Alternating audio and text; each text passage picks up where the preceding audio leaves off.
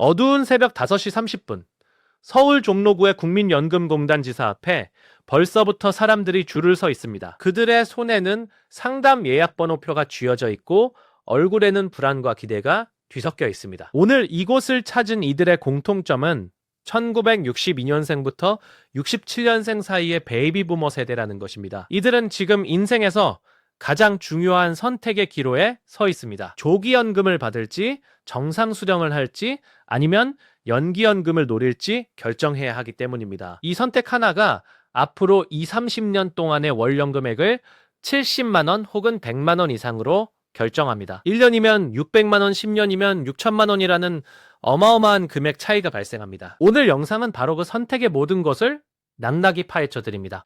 62년생부터 67년생까지 해당되는 분들은 반드시 이 영상을 끝까지 보셔야 합니다. 개편으로 인해 수령 시기별 손익분기점이 바뀌었고 소득대체율과 증액률도 개선되었습니다. 이 변화를 이해하지 못하면 평생 수천만 원을 손해볼 수밖에 없습니다. 먼저 왜 1967년생이 2026년의 최대 수혜자인지 알아보겠습니다. 1967년생은 2026년에 만 59세가 됩니다. 국민연금법상 만 55세부터 만 59세 사이에 조기연금 신청이 가능합니다. 하지만 핵심은 출생 연도에 따라 조기 수령 가능 나이가 다르다는 점입니다. 65년생부터 68년생까지는 만 56세부터 조기 수령을 할 수 있습니다. 정상 수령 나이도 출생 연도에 따라 점점 늦춰지고 있는 상황입니다. 67년생은 2026년이 조기연금 신청이 가능한 마지막 해가 됩니다. 이 시기를 놓치면 정상 수령 나이인 만 61세까지 더 기다려야 합니다. 그래서 67년생에게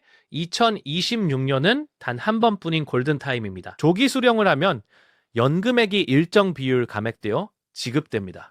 65년생 이후 출생자는 1년당 7%씩 감액이 적용됩니다. 5년 일찍 받으면 정상액의 35%가 깎인 65만 원을 받게 됩니다. 많은 분들이 감액 때문에 무조건 정상 수령이 낫다고 생각하시곤 합니다. 하지만 여기에는 손익분기점이라는 숨겨진 함정이 존재합니다. 먼저 받기 시작한 총액이 정상 수령 총액보다 많은 시점이 있다는 것이죠. 일반적으로 이 손익분기점은 만 70세에서 75세 사이에 형성됩니다. 김영수 씨의 사례를 통해 구체적인 총액 차이를 계산해 보겠습니다. 만 70세까지는 조기 수령자가 적게 받는 것처럼 보일 수 있습니다. 하지만 나이가 들수록 그 차이는 점점 줄어들게 됩니다. 여기서 물가 상승률과 화폐 가치 하락이라는 변수가 등장합니다. 지금의 70만 원과 2년 후의 100만 원은 실질 구매력이 다릅니다. 물가 상승률을 고려한 실질 손익분기점은 70대 중후반까지 밀려나기도 합니다. 건강이 좋지 않거나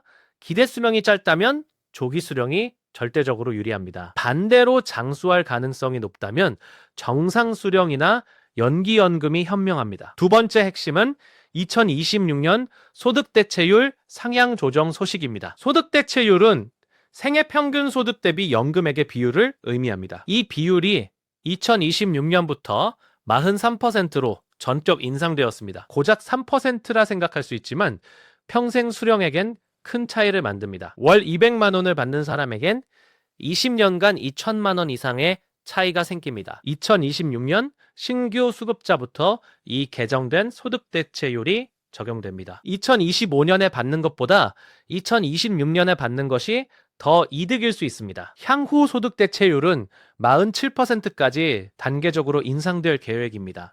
재정 상태가 허락한다면 수령을 늦춰 높은 이유를 적용받는 것도 전략입니다. 세 번째로 주목할 점은 연기연금의 숨겨진 보너스 혜택입니다. 연기연금은 수령을 미루는 대신 나중에 증액된 금액을 받는 제도입니다. 1년 연기할 때마다 연금액이 7.2%씩 늘어납니다. 2026년부터는 5년 연기 시 무려 42%가 증액됩니다. 월 100만 원 받을 사람이 142만 원을 받게 되는 어마어마한 증액입니다. 누적 차액은 20년 기준으로 1억 원이 넘는 차이를 만듭니다. 이미 다른 소득원이 있어 생활에 여유가 있는 분들께 강력 추천합니다. 장수 가능성이 높거나 배우자의 지원이 가능하다면 고려해볼 만합니다. 다만 연기 기간 중 사망할 경우의 리스크는 반드시 염두에 두어야 합니다. 유족연금은 본인이 직접 받는 것보다 금액이 훨씬 적기 때문입니다. 또한 국민연금 기금 고갈과 같은 제도 변경 리스크도 무시할 수 없습니다. 그렇다면 각 연령대별로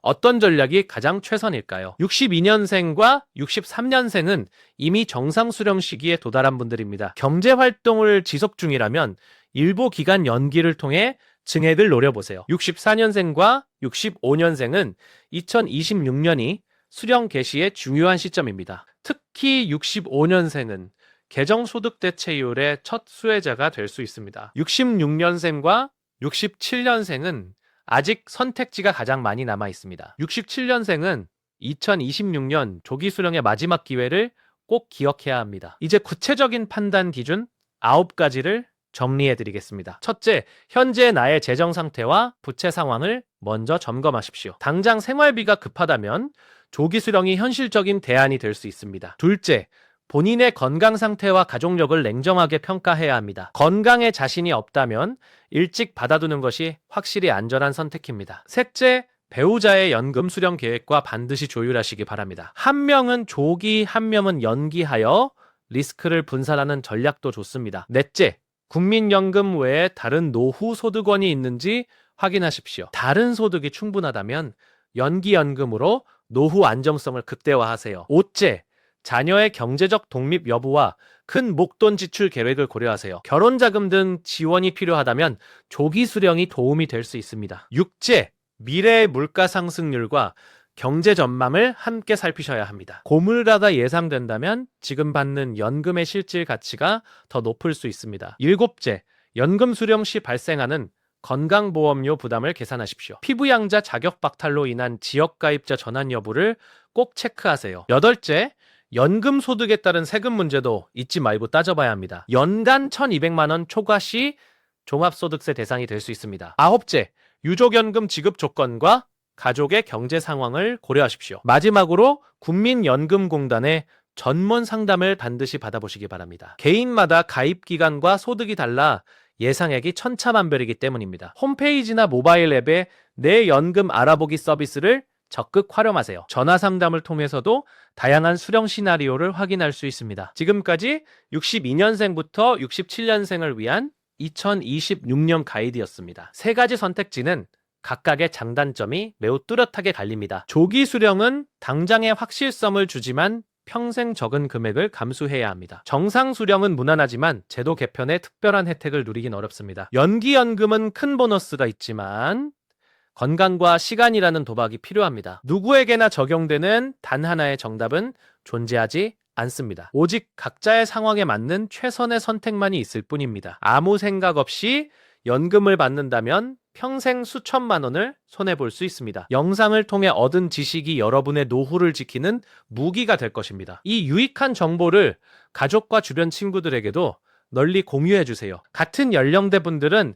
지금도 정보 부족으로 손해를 보고 계실 수 있습니다. 이 영상 하나가 누군가의 인생 후반전을 바꿀 수 있습니다. 좋아요와 구독은 더 많은 분들께 정보가 전달되는 큰 힘이 됩니다. 국민연금은 우리 노후를 지켜주는 든든한 마지막 안전망입니다. 안전망을 튼튼하게 만드는 것은 여러분의 현명한 선택에 달렸습니다. 2026년이라는 역사적 변곡점의 기회를 절대 놓치지 마세요. 지금 바로 국민연금공단에 연락하여 본인의 권리를 확인하시기 바랍니다. 철저한 준비만이 불안한 노후를 희망으로 바꿀 수 있습니다. 연금 수령의 최적기를 찾는 것이 재테크의 시작임을 잊지 마십시오. 여러분이 받을 연금액을 단 1원이라도 더 늘리길 응원합니다. 풍요로운 은퇴 생활은 오늘 여러분의 관심에서 시작됩니다. 남은 인생을 경제적 걱정 없이 보내실 수 있도록 돕겠습니다. 이 영상이 여러분의 노후 설계의 작은 뒷딜돌이 되길 바랍니다. 여러분의 밝고 풍요로운 노후를 진심으로 응원합니다. 시청해주셔서